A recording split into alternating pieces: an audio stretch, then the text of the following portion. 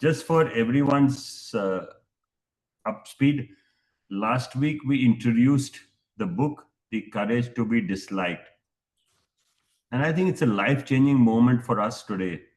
So, first part, it's a conversation spread over nights between a philosopher and one young person. And the young person ultimately finds happiness and becomes a teacher. So, that's the end of the drama. You know, the end of the drama. So, we are together on the first night, and here we say, the young man entered the study and sat slouched in a chair. Here I am slouching in a chair. Why was he so determined to reject the philosopher's theories?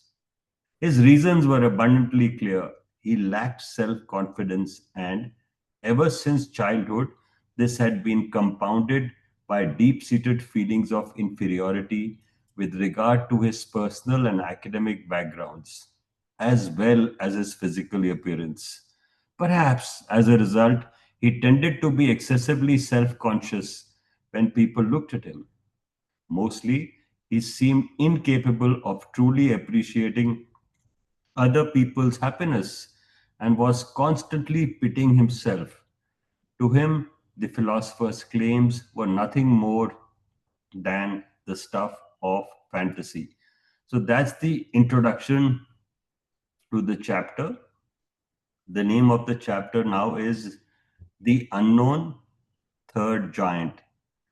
So here we go to the youth, and the youth is none other than Gurdeep. Okay, now the youth is saying, a moment ago you used the words the another philosophy, but I have heard that your specialty is in Greek philosophy. Yes, Greek philosophy has been central to my life ever since I was a teenager. The great intellectual figures, Socrates, Plato, Aristotle. I'm translating a work by Plato at the moment, and I expect to spend the rest of my life studying classical Greek thought. Well, then what is this other philosophy? Philosopher, that's me. It is a completely new school of psychology that was established by the Austrian psychiatrist Alfred Adler at the beginning of the 20th century.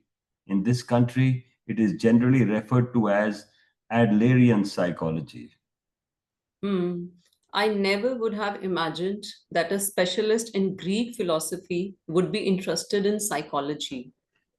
I'm not very familiar with paths taken by other schools of psychology.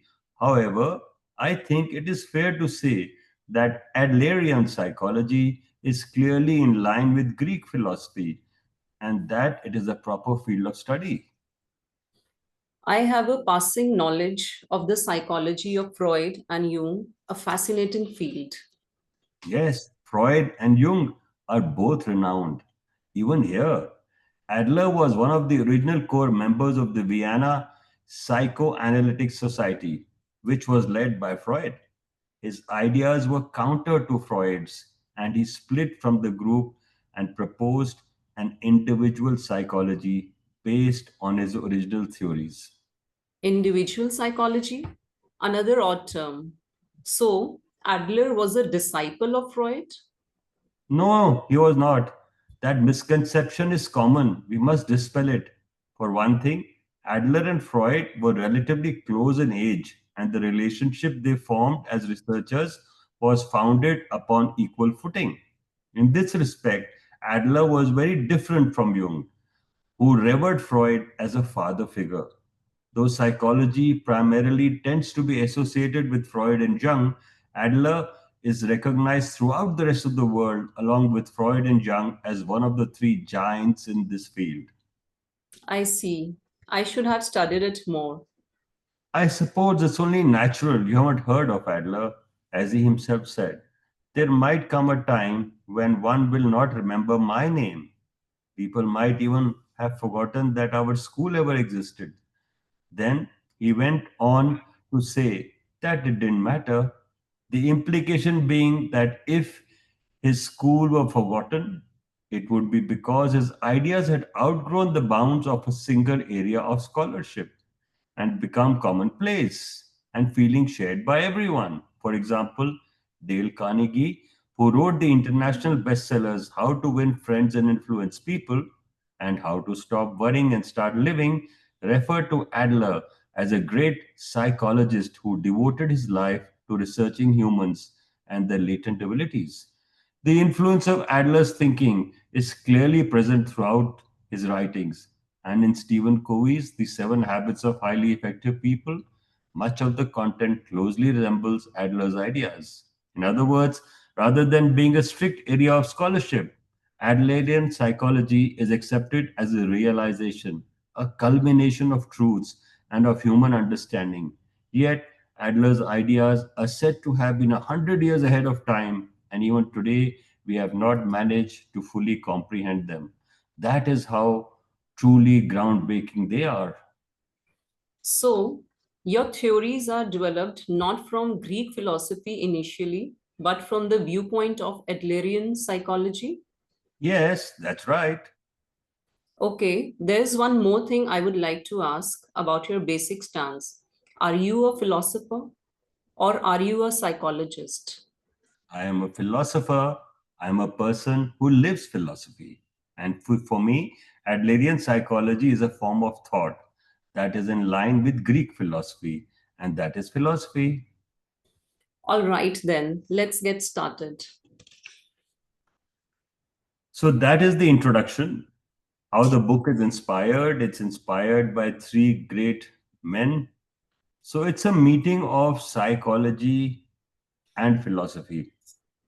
So often we could confuse between psychology and philosophy, but inherently these subjects have been made really, if you ask me, to confuse us.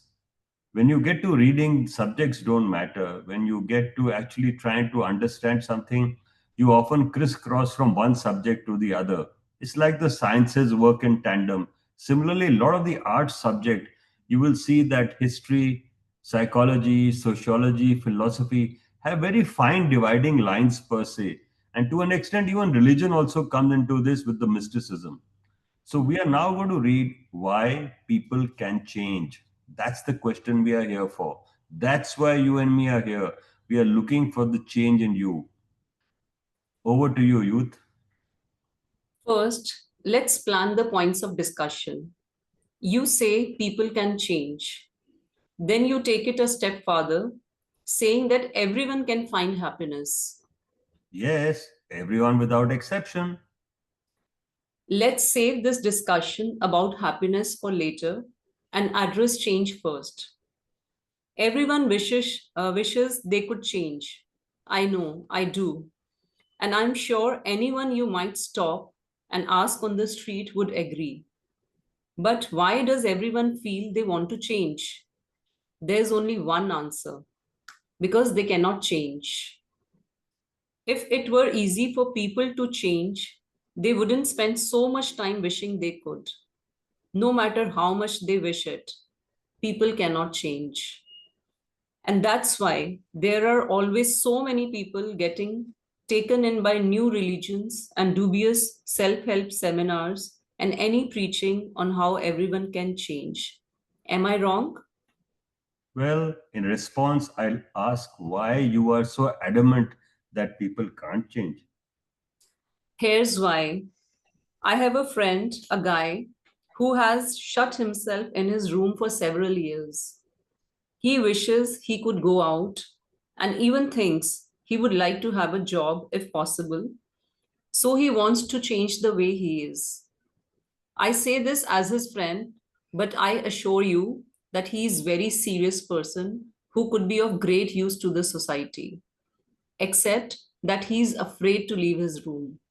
If he takes even a single step outside, he suffers palpitations and his arms and legs shake. It's a kind of neurosis or panic, I suppose. He wants to change, but he can't. It's making me smile, this paragraph. What do you think the reason is that he can't go out? I'm not really sure. It could be because of his relationship with his parents, or because he was bullied at school or work. He might have experienced a kind of trauma from something like that. But then it could be the opposite. Maybe he was too pampered as a child and can't face reality. I just don't know. And I can't pry into his past or his family situation. So you are saying there were incidents in your friend's past that became the cause of trauma or something similar, and as a result, he can't go out anymore. Of course, before an effect, there is a cause. There is nothing mysterious about that. Then perhaps the cause of his not being able to go out anymore lies in the home environment during his childhood. He was abused by his parents and reached adulthood without ever feeling love. That's why he's afraid of interacting with people and why he can't go out. It's feasible, isn't it? Yes, it's entirely feasible. I'd imagine that would be really challenging. And then you say, before an effect, there's a cause. Or, in other words, who am I now? The effect is determined by the occurrence in the past, the causes. Do I understand correctly? Yeah, you do. So, if the here and now of everyone in the world is due to their past incidents, according to you, wouldn't things turn out very strangely? Don't you see? Everyone has grown up abused by his or her parents, would have to suffer the same effects as your friend and become a recluse. Or the whole idea just doesn't hold water. That is, if the past actually determines the present and, and the causes control the effects. What exactly are you getting at? If we focus only on past causes and try to explain things solely through cause and effect, we end up with determinism. Because what this says is that our present and our future have already been decided by past occurrences and are unalterable. Am I wrong? So, you are saying that the past doesn't matter? Yes, that is the standpoint of Adlerian psychology. I see. The points of conflict seem a bit clearer. But look, if we go by your version, wouldn't that ultimately mean that there is no reason my friend can't go out anymore? Because you are saying that past incidents don't matter. I'm sorry, but that's completely out of the question. There has to be some reason behind his seclusion. There has to be, or there would be no explanation. Indeed, there would be no explanation. So, in Adlerian psychology, we do not think about past causes, but rather about present goals. Present goals? Your friend is insecure, so he can't go out. Think about it the other way around. He doesn't want to go out, so he's creating a state of anxiety. Hmm. Think about it this way: your friend had the goal of not going out beforehand, and he's been manufacturing a state of anxiety and a fear as a means to achieve that goal. In Adlerian psychology, this is called teleology. So the word is Teleology. So teleology, it's a study. Tele means future, ology means study. So like it comes from like telescope and ology. So this is the challenge. You've already determined that you are not going to go out. So you're justifying you're not going out. That's the present. You are joking. My friend has imagined his anxiety and fear. So, would you go so far as saying that my friend is just pretending to be sick? He is not pretending to be sick. The anxiety and fear your friend is feeling are real. On occasion, he might also suffer from migraines and violent stomach cramps. However, these are two symptoms that he has created in order to achieve the goal of not going out. That's not true. No way. That's too depressing. No, this is the difference between aetiology and theology. Aetiology, the study of causation, and teleology, the study of the purpose of a given phenomena rather than its cause. So teleology says that a phenomena happens and it happens with a purpose. On the other hand, etiology says there is a cause behind an occurrence. Everything you have been telling me is based on etiology. As long as we stay in etiology, we will not take a single step forward. So, if you are going to use the blame game or cause game, you will not take your learning forward. And that's why you see we are known as learning forward. So, I pushed in a message commercial break. Anyone wants to ask a question so far? Anything you found which is not what you came here for, or you want to really ask a clarification?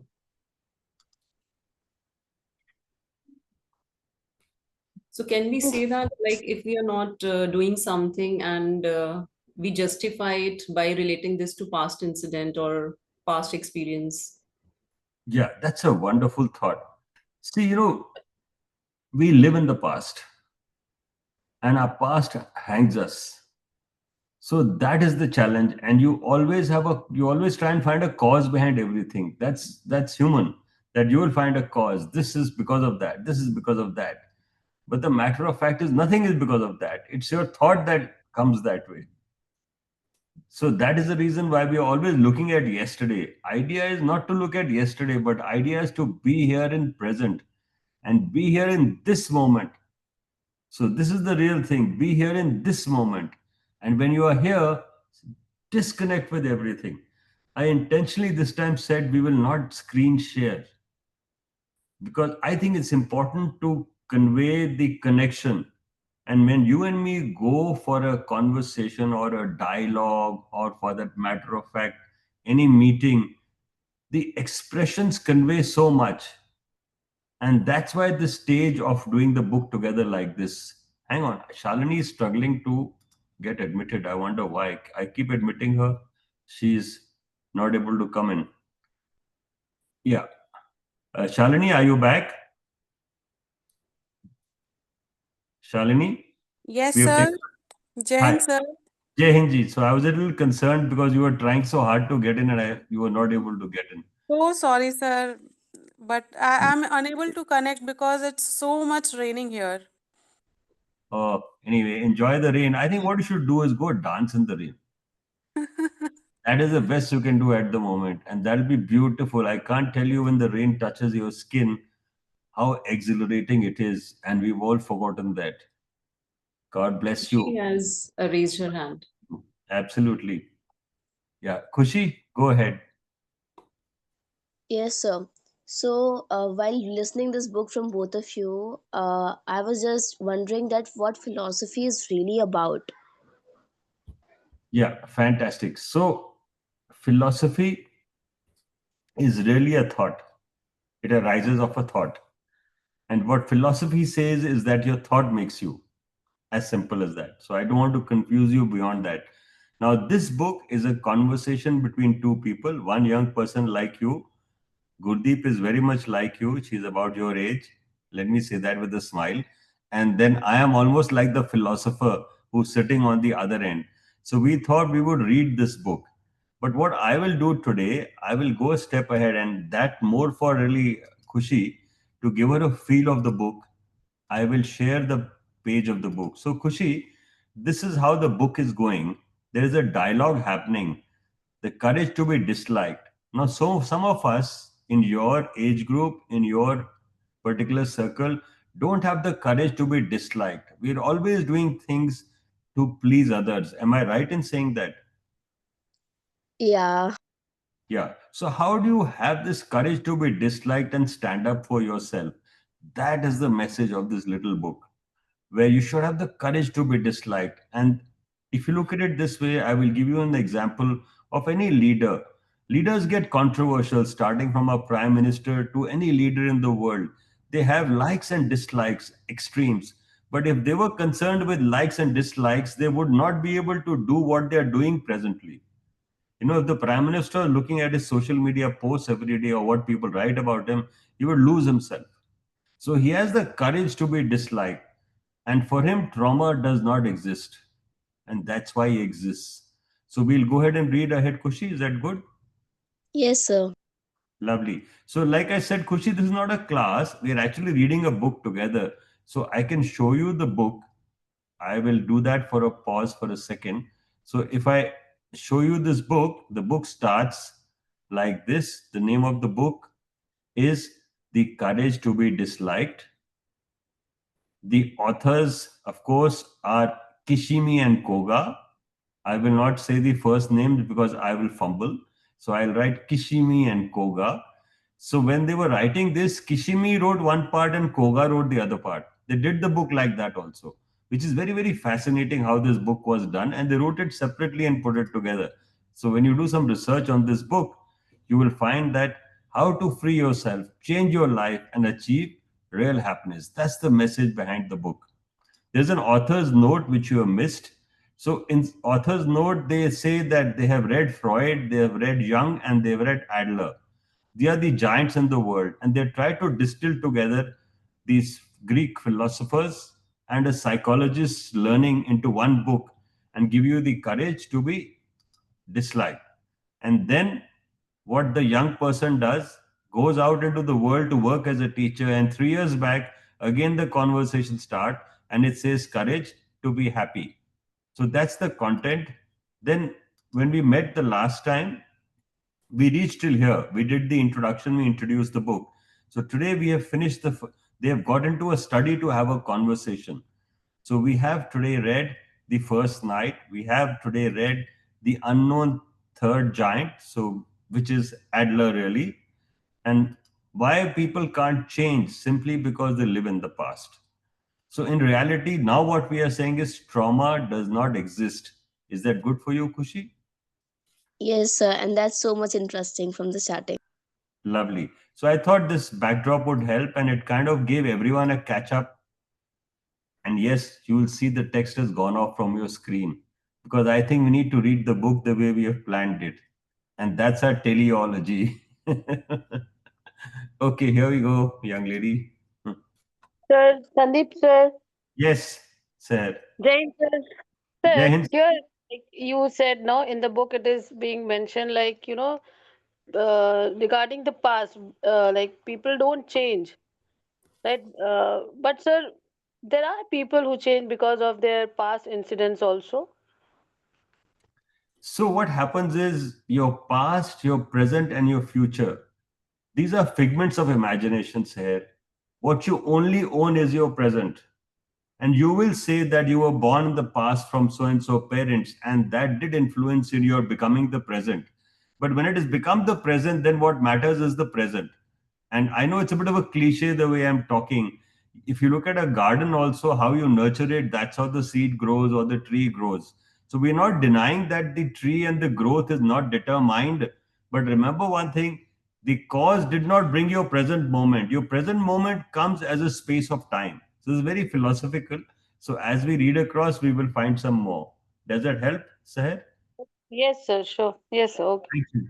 So let's read another chapter. And just for everyone, we'll try and do it anything between 45 to 60 minutes. We'll put a bookmark at a suitable place. And whole idea is to read this book in a flow. Today is the first day, so we want to do this pause. From next week, we'll try and do 4 5 sections of the book in one go. And yes, we will share this on YouTube. Definitely, we will share because I think it will be an important tool for you to use if you are going to read with your community around you. Our whole idea is very simple: read and lead. That is why this session is designed like that. Over to you, Gurdeep. So, next chapter, trauma doesn't exist. Youth is saying, if you're going to state things so forcibly, I would like a thorough explanation. To begin with, what is the difference you refer to between etiology and teleology? Philosopher, supposing you've got a cold with a high fever and you have gone to see the doctor. Then suppose the doctor says the reason for your sickness is that yesterday when you went out, you weren't dressed well enough and that's why you got a cold. Now, would you be satisfied with that? Of course, I wouldn't. It wouldn't matter to me what the reason was, the way I was dressed, or because it was raining, or whatever. It's the symptoms, the fact that I'm suffering with a high fever now, that would matter to me. If he's a doctor, I would need him to treat me by prescribing medicine, giving shots, or taking whatever specialized measures are necessary.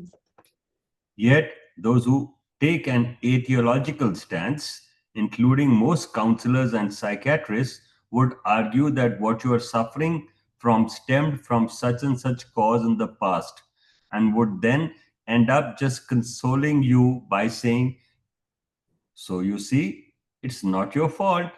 The argument concerning so called traumas is typical of etiology.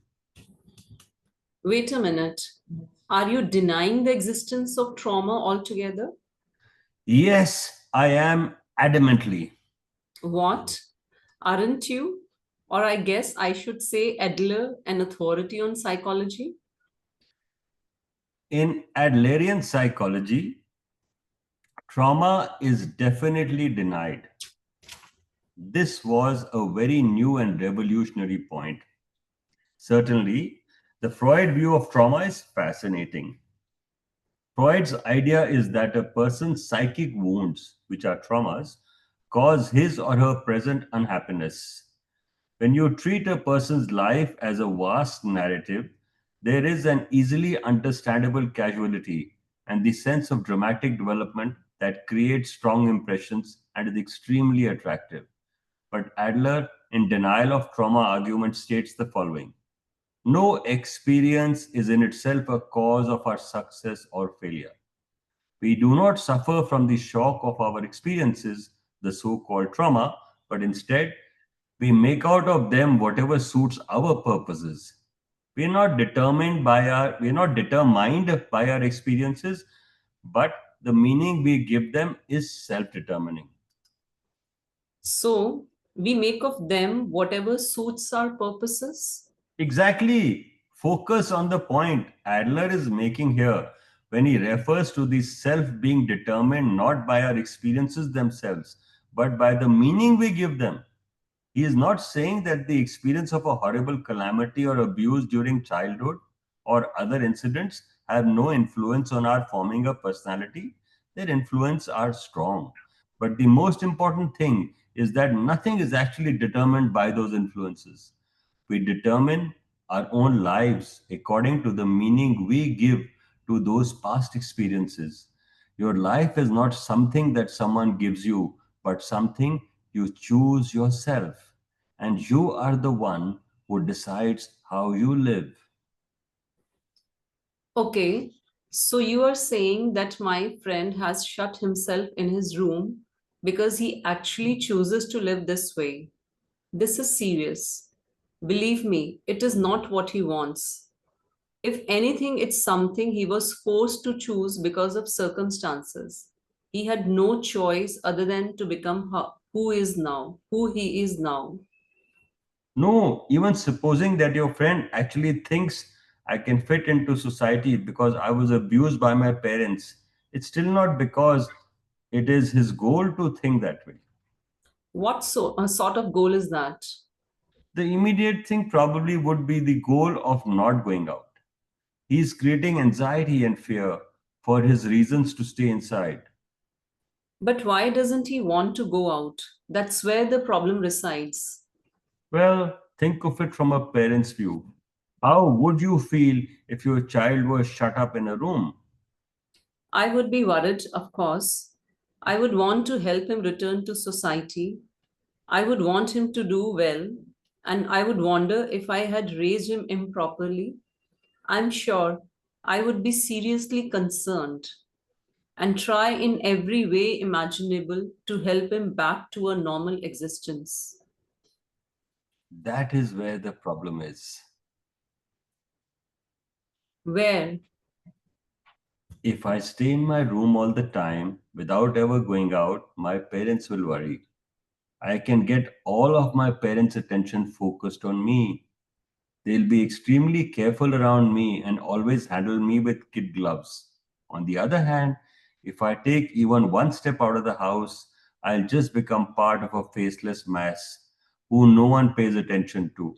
I'll be surrounded by people I don't know, and just end up average or less than average.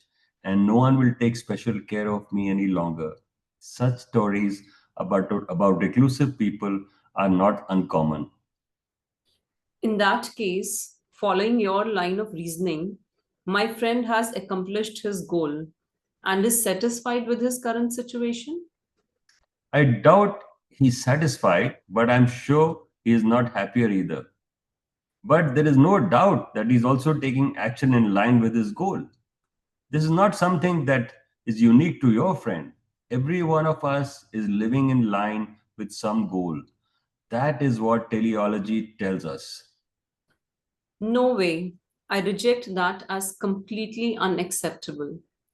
Look, my friend is. Listen, this discussion won't go anywhere if we just keep talking about your friend.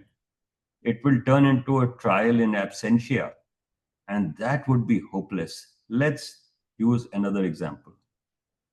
Well, how about this one? It's my own story about something I experienced only yesterday. Philosopher. Oh, I'm all ears. So, next chapter, people fabricate anger.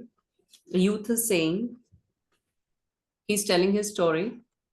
Yesterday afternoon, I was reading a book in a coffee shop when a waiter passed by and spilled coffee on my jacket. I had just bought it, and it's my nicest piece of clothing. I couldn't help it. I just blew my top. I yelled at him at the top of my lungs. I'm not normally the type of person who speaks loudly in public places. But yesterday, the shop was ringing with the sound of my shouting because I flew into a rage and forgot what I was doing. So, how about that? Is there any room for a goal to be involved here? No matter how you look at it, isn't it this behavior that originates from a cause? So you were stimulated by the emotion of anger and ended up shouting. Though you are normally mild mannered, you couldn't resist being angry. It was an unavoidable occurrence and you couldn't do anything about it. Is that what you are saying? Yes, because it happened so suddenly. The words just came out of my mouth before I had time to think. Then just suppose you happened to had a knife on you yesterday, and when you blew up, you just got carried away and stabbed him. Would you still be able to justify that by saying it was an unavoidable occurrence and I couldn't do anything about it? That, come on, that's an extreme argument. It is not an extreme argument. If we proceed with your reasoning, any offense committed in anger can be blamed on anger and will no longer be the responsibility of the person because essentially you are saying that people cannot control their emotions. Well, how do you explain my anger then? That's easy. You did not fly into a rage and then start shouting. It is solely that you got angry so that you could shout. In other words, in order to fulfill the goal of shouting, you created the emotion of anger. What do you mean? A goal of shouting came before anything else. That is to say, by shouting, you wanted to make the waiter submit to you and listen to what you had to say. As a means to do that, you fabricated the emotion of anger. I fabricated it? You have got to be joking. Then why did you raise your voice? As I said before, I blew my top. I was deeply frustrated. No, you could have explained matters without raising your voice, and the waiter would most likely have given you a sincere apology, wiped your jacket with a clean cloth, and taken other appropriate measures. He might even have arranged for it to be dry cleaned. And somewhere in your mind, you are anticipating that he might do these things, but even if you so shouted, the procedure of explaining things in normal words felt like too much trouble. And you tried to get out of that and make this unresisting person submit to you. The tool you used to do was the emotion of anger. No way. You can't fool me. I manufactured anger in order to make him submit to me. I swear to you, There wasn't even a second to think of such a thing. I didn't think it over and then get angry. Anger is more impulsive emotion. That's right. Anger is an instantaneous emotion. Now, listen, I have a story. One day, a mother and a daughter were quarreling loudly. Then suddenly the telephone rang. Hello? The mother picked up the receiver hurriedly, her voice still thick with anger. The caller was her daughter's homeroom teacher. As soon as the mother realized who was phoning, the tone of her voice changed and she became very polite. Then, for the next 5 minutes or so, she carried on her conversation in her best telephone voice. Once she hung up in the moment, her expression changed again and she went straight back to yelling at her daughter. Well, that's not a particularly unusual story. Don't you see, in a word, anger is a tool that can be taken out as needed. It can be put away the moment the phone rings and pulled out again after one hangs up. The mother isn't yelling in anger, she cannot control. She's simply using anger to overpower her daughter with a loud voice and thereby assert her opinions. So, anger is a means to achieve a goal? That is what teleology says. Ah, I see now. Under that gentle looking mask you wear, you're terribly nihilistic. Whether we are talking about anger or my reclusive friend, all your insights are stuffed with feelings of distrust for human beings. So, nihilistic is an adjective. So, what it says, it's like fatal. कि ये तो खराब होना ही था. This end had to come. This action had to result in this situation.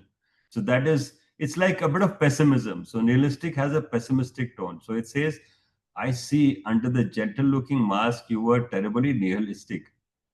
Whether you are talking about anger or a reclusive friend, all insights are stuffed with feeling of distrust for human beings. So I think what we will do, how to live without being controlled by the past. We will read this next time. What do you say? Yes, sir, we can do that. Yeah. And we can spend a few moments here if someone wants to catch up or if someone has any question. That's what these book readings are all about. You get like minded people. And I'm not saying that we want to become a classroom, but I'm sure when we generate thought, we're actually saying that, okay, this is how we could do it. Anyone wants to say anything? Like this anger thing that they have mentioned, that philosopher is mentioning that anger is a tool, but we feel that anger is an emotion. Yeah. Like anytime, like in certain circumstances, we become angry, and the other moment we control our anger. So this happens with us also. Yeah, yeah. And what the beautiful part is the way they've explained with that phone conversation. Yes, yes. Very beautifully explained with the help of very simple example that they have taken. वो वाला अवतार नहीं दिखाना चाहते. So you wear a cap. सब ठीक है, सब ठीक है, सब Uh, ठीक है. And then you come out of it and you take off again. It's so true. I mean, I can't so tell you how true. beautifully it is put together. Shalini, you have any thought? Seher? Yes, sir, it happens. Yeah, Shalini. Hello. Any thoughts, Shalini? Over to Yes, you. yes, sir, it happens many time, and we also face the same situation most of the times in the school with the relations we have. Yeah, that's the whole idea of this book. This is a book like you can take this book to your classroom. And the youth can be a Yes, student and you can put yourself as a teacher philosopher. So why this book was chosen, and I even imported a student to the class. Khushi is a student which you would be teaching. So I thought, I took this call just 2 days back. I said, let me find one student whom we can take along. So over to Khushi. Khushi, how's it going? So it's really nice, and I love the way both of you are, doing the conversation, and the idea of this reading this book like this is really great. So Khushi, do me a favor. Yes. Can you arrange a copy of the book locally? Okay, sir, I'll try to do it. If you can arrange it, great. Or let me know. I'll have or send me your address to WhatsApp. I will put one book in the bag. It will reach you in time by the next reading. Okay, sir. whatever is easy for you.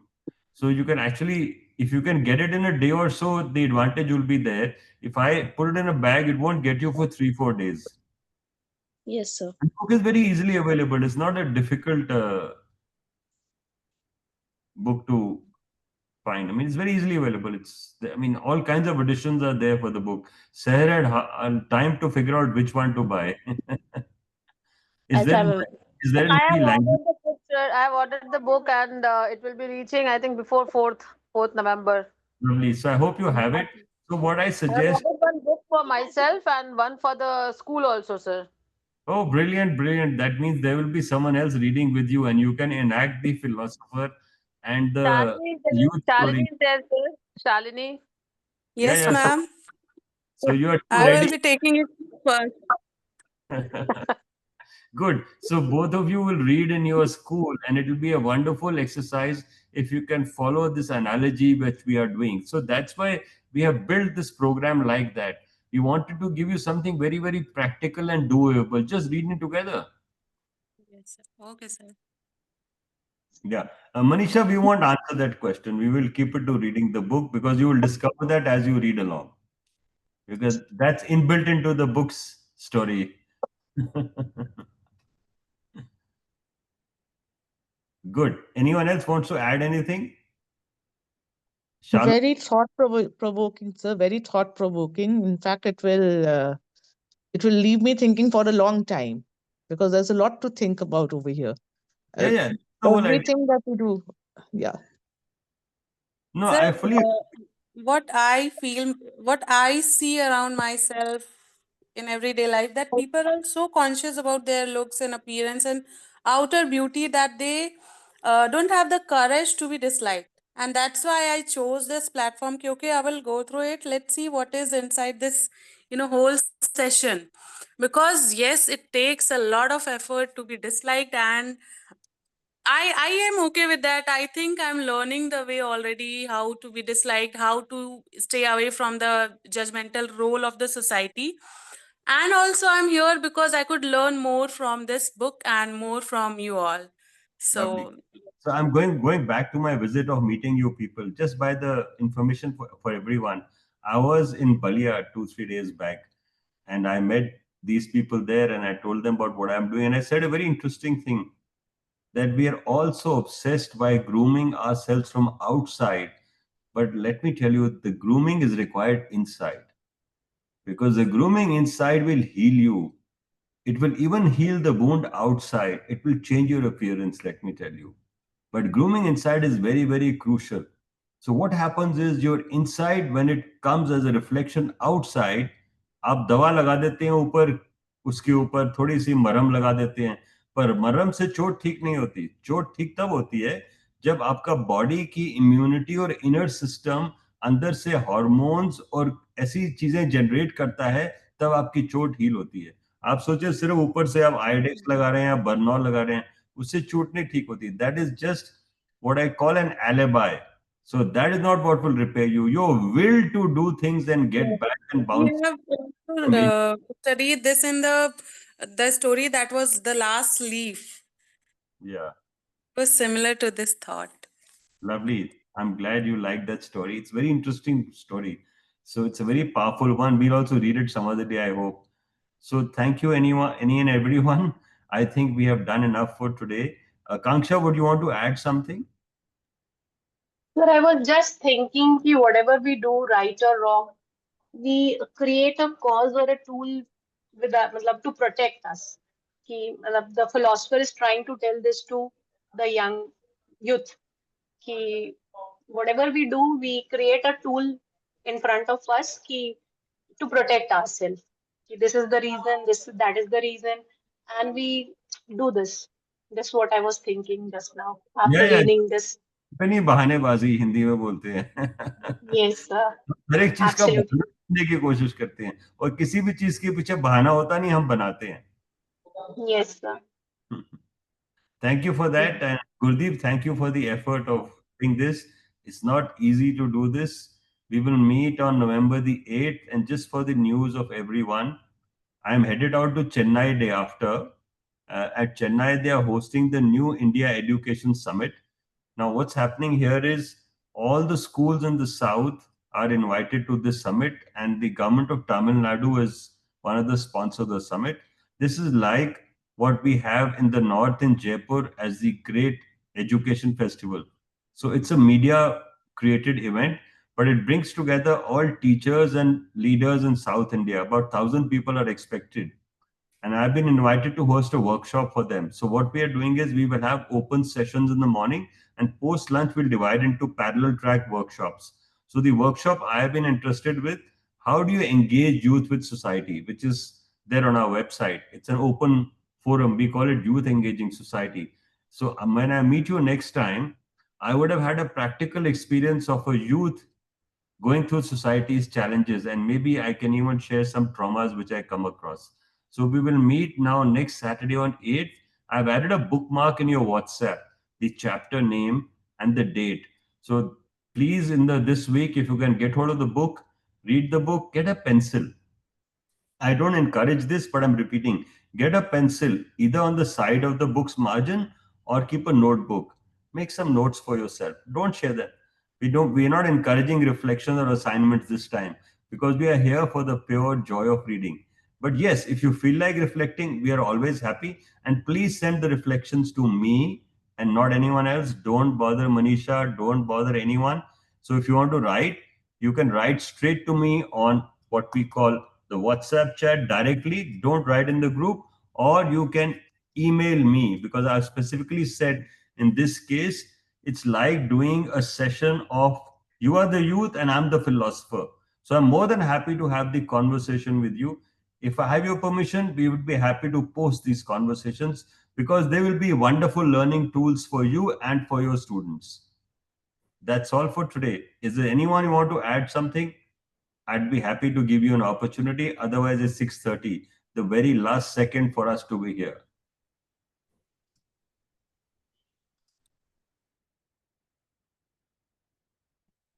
Okay, that pregnant pause means there is nothing more.